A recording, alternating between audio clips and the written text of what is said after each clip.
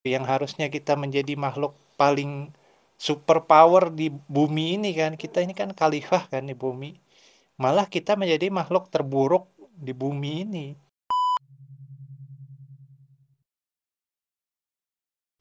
Halo teman-teman, kembali lagi bersama kita di Triple B. Nah, hari ini buku apa nih yang dibahas? Hari ini kita mau bahas Karma, karya dari Sadhguru. Hari ini kita mau bicara soal kebahagiaan dan penderitaan. Di sini ada pertanyaan nih. Apakah Anda setuju bahwa hidup adalah penderitaan? Enggak sih. Gimana penjelasannya? Kalau hidup itu pasti ada pasang surutnya gitu kan. Hmm. Kadang bisa bahagia, kadang bisa, ya kalau dianggap menderita sih nggak menderita banget gitu kan. Pasti ada suatu masalah-masalah yang apa sih melingkupi hidup ini gitu. Tapi dalam setiap permasalahan itu kan kita bisa ambil sisi baiknya gitu kan. Hmm. Bukan hanya penderitaan saja. Mungkin ya penderitaan, cuman ya hanya sesaat saja gitulah. Pasti ada kebahagiaannya gitu kan dalam Hmm. penderitaan itu. Iya, bener. Pas banget. Di sini juga dibilang sama Sadgurunya begitu. Hidup bukanlah penderitaan atau kebahagiaan. Hidup adalah apa yang Anda inginkan terjadi. Jadi itu kayak yang aku bilang dulu kan, happiness and unhappiness are state of mind gitu. Tergantung dari kita memilihnya. Kita milih untuk bahagia atau kita milih untuk menderita gitu kan. Bukan sekeliling kita yang mempengaruhi kita bahagia apa nggak bahagia gitu.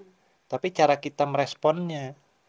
Kalau kita ada suasana jelek gitu, kalau kita meresponnya positif, itu nggak bakal jadi sebuah penderitaan buat kita gitu. Jadi ada sisi kebahagiaannya dikit gitu. Iya, kan kayak yin dan yang itu kan yang dulu kan. Hmm. Pasti di hitamnya itu pasti ada titik putih. Di putih pun pasti ada titik hitamnya gitu. Nggak mungkin putih-putih semua, hitam-hitam semua itu. Bukan keseimbangan namanya. Kalau kata si Satguru adalah pilihan selalu berada di tangan Anda. Kehendak Anda selalu menjadi milik Anda gitu kan. Jadi pilihan kita itu ya udah, itu adalah kehendak kita gitu. Kalau kita memilihnya seperti itu ya yang akan terjadi ya begitu ke kitanya gitu. Nah, tapi dari pilihan yang dikasih sama Tuhan itu, kita kan dapat kehendak bebas kan, namanya free will gitu. Dari kehendak bebas itulah justru kita seringkali menderita gitu, yang harusnya kita menjadi makhluk paling super power di bumi ini kan. Kita ini kan khalifah kan di bumi. Malah kita menjadi makhluk terburuk di bumi ini. Jadi kehendak bebas kita itu dipakai buat memenuhi nafsu dunia gitu loh. Hal-hal negatif. Iya, nafsu dunia. Jadi, iya namanya dunia itu kan rusak kan. Jadi, ya kitanya tuh menghalalkan segala cara karena kita memiliki kehendak bebas gitu. Nah, itulah makanya ada agama itu. Agama itu kan pagar kehidupan ya kan. Ini kalau kata Buya Hamka itu jangan pernah merobohkan pagar kalau kamu nggak tahu pagar itu didirikannya untuk apa gitu kan. Iya, jadi kita jangan sampai ngelewati batas dari agama gitu loh. Agama itulah pagarnya, pagar kehidupan kita nih.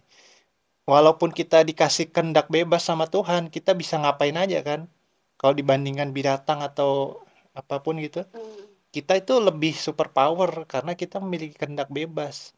Tapi karena kita kelewat batas gitu, agamanya kita dobrak tuh pagar agamanya. Jadinya kebablasan itu tadi, bahkan kita bisa membunuh demi dibilangnya demi Tuhan gitu. Padahal itu kan salah total kan, salah menafsirkan gara-gara memegang sesuatu itu terlalu ekstrim gitu. Terlalu di ekstrim dipegang tapi salah menginterpretasikannya gitu. Jadinya ya itu membunuh demi dibilangnya demi Tuhan, padahal Tuhan bukan maksudnya seperti itu gitu. Cuma salah penafsiran aja ya biasanya. Iya. Tapi kan sekarang kan banyak ibaratnya agama-agama gitu kan. Mm-mm. Tertentu yang mengatasnamakan Tuhan gitu kan. Ibaratnya ya seperti tadi kan, seperti apa sih pembunuhan kayak gitu kan mengatasnamakan Tuhan gitu. Mm-mm. Terus mencuri kayak gitu kan. Iya. berbuat Sekarang jahat kan tapi iya. mengatasnamakan kebenaran gitu. Itu karena emang udah zamannya sih kalau menurutku ya. Mm-mm, Karena emang ini udah memasuki akhir zaman kan. mm-mm, Ya jadinya moral manusia jadi semakin melemah gitu. Karena perkembangan teknologi, segala percampuran budaya gitu kan. Ya jadinya manusianya belum siap istilahnya tuh. mm-mm, Manusia belum siap tapi teknologinya udah terlalu wah gitu kan. Ya jadinya keracunan sendiri gitu loh. Overdosis istilahnya manusianya. Jadinya ya itu.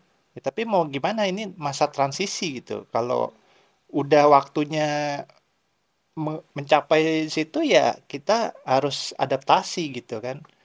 Ya namanya itulah perkembangan zaman. Kalau kitanya menolak, ya zaman kita nggak bakal berkembang gitu. mm-mm, Stuck aja di situ. Ya mau gimana itu namanya apa sih paradoks itu. mm-mm, Muter di situ-situ aja, lingkaran setan gitu kan. Karena kalau kita menolak, nanti zamannya nggak berkembang. Kalau kita ngikutin, ya otomatis kitanya bakal jadi bisa dibilang jadi binatang gitu kan. mm-mm. Ya udah mau gimana ya kita hidupi aja gitu zaman ini. Nanti ke depannya anak cucu kita ya semoga lebih baik lagi gitu moralnya karena zamannya mereka itu udah berbeda gitu yang udah lebih bisa beradaptasi dengan semua hal-hal ini.